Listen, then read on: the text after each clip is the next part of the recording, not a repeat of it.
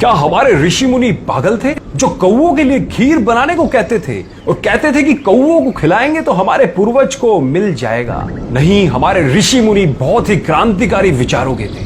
यह है सही कारण। जैसा कि आप जानते हैं कि पितृपक्ष के दिनों में कौओं को पितरों का प्रतीक मानकर भोजन कराया जाता है।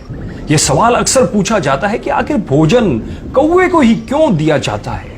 यहां कुछ ऐसे ही जवाब और रियल फैक्ट्स हम आपको देने जा रहे हैं जिससे आप जान सकेंगे कि भारत की प्राचीन सभ्यताओं में कौवे को इतना महत्व क्यों दिया गया है और पौराणिक कथाओं में कब कब कौवे का जिक्र आया है। गरुड़ पुराण में बताया गया है कि कौए यमराज के संदेश वाहक होते हैं। श्राद्ध पक्ष में कौवे घर घर जाकर खाना ग्रहण करते हैं।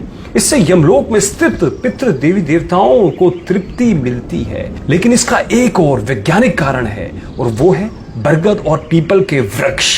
ये दोनों वृक्षों के टेटे कौवे खाते हैं और उनके पेट में ही बीज की प्रोसेसिंग होती है। बिल्कुल सही कह रहा हूं, कौवे के पेट में इन बीजों की प्रोसेसिंग होती है और तब जाकर बीज उगने लायक होते हैं। उसके पश्चात कौवे जहां जहां बींट करते हैं, ध्यान दीजिएगा, कौवे जहां जहां बींट करते हैं वहां वहां पर यह दोनों वृक्ष उगते हैं। दोस्तों, आपको एक बात और बता दूं, पीपल केवल जगत का एकमात्र ऐसा वृक्ष है जो राउंड द क्लॉक ऑक्सीजन यानी O2 छोड़ता है और बरगद के औषधि गुण अपरंपार है। देखो, अगर अब ये दोनों वृक्ष को अगर हमें उगाना है तो बिना कौवे की मदद से संभव नहीं है, इसलिए कौओं को बचाना पड़ेगा। अब आपको एक बात और बताता हूं कि मादा कौआ भादो महीने में अंडा देती है और नवजात बच्चा पैदा होता है। तो इस नई पीढ़ी के उपयोगी पक्षी को पौष्टिक और भरपूर आहार मिलना जरूरी है। इसलिए हमारे प्राचीन ऋषि मुनियों ने कौओं के नवजात बच्चों के लिए हर छत पर श्राद्ध के रूप में पौष्टिक आहार की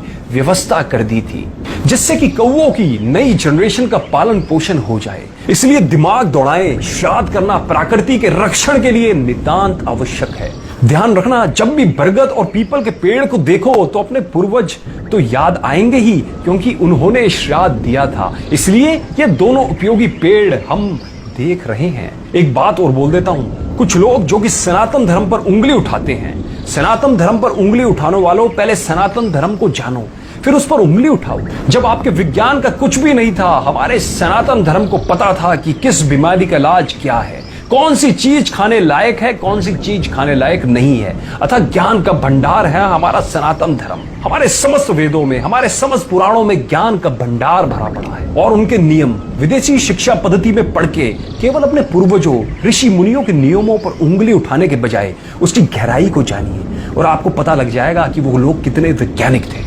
दोस्तों, मैं आप सब लोगों से एक अपील करना चाहता हूं कि इस वीडियो को ज्यादा से ज्यादा शेयर करें, जिससे समस्त लोगों को हमारे सनातन धर्म के बारे में पता लग पाए और उन लोगों को यह भी पता लग पाए कि हमारे जो पूर्वज थे, जो हमारे ऋषि मुनि थे, वो कितने वैज्ञानिक आधार पर चीजों को सोचते थे, उनका आकलन करते थे और सब लोगों को इस ज्ञान के बारे में जरूर बताएं।